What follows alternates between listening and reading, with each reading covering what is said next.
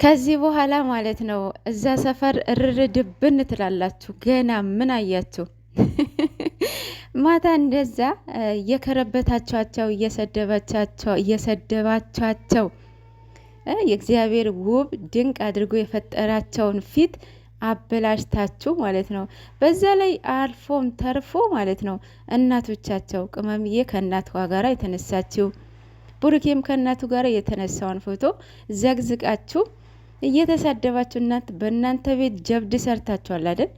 እነሱ ብሰድዋቸው ብዘቀዝቋቸው ብትከረብቷቸው አይሞቃቸው አይበርዳቸው። እዛ ጋር የሚታየው የእናንተ ማንነት ነው። እናት ያለው ሰው እንደዚህ አያደርግም። ነገም እናት ትሆኛለሽ። አንቺ ወልደሽ እናት ትሆኛለሽ። የምታገኙ በልጅሽ ነው።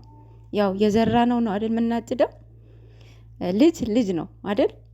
ስለዚህ እናት ልጅን የሚያገኘው በእናት ነው። እናት ያስቀመጠችው ነው ልጅ የሚያገኘው ማለት ነው።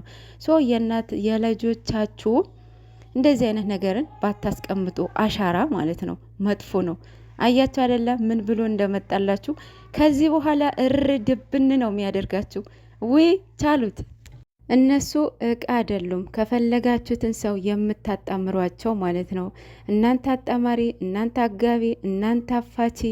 ኧረ በስመ አብ! አሁን በአሁን ሰዓት በቃ ሽምግልና መሄድ ራሱ አለ ብዬ አላስብም። ምክንያቱም እናንተ እንደ ሽምግልና እከሌን ታጣብሳላችሁ፣ እከሌን አጣብሳችሁ ታፋታላችሁ። የምር ቅመሜ እንደዛ ስታደርጓት ከነናቷ እንደዛ ስታደርጓት ብሩኬ ደስ የሚለው ይመስላችኋል? ብሩኬ ከእናቱ ጋር እንደዚህ ስታደርጉት ቅመምዬ ደስ የሚላት ይመስላችኋል? የእውነት በጣም ሼም ነው።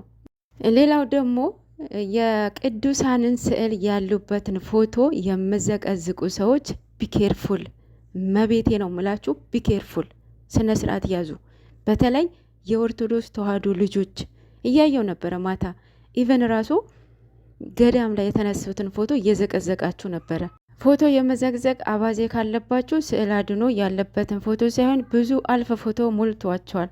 ዘግዝቁ። እነሱ ዘገዘቃችኋቸው አልዘቀዘቃችኋቸው እንዲሁም ውብ ናቸው። እግዚአብሔር ውብ አድርጎ ስለፈጠራቸው ማለት ነው።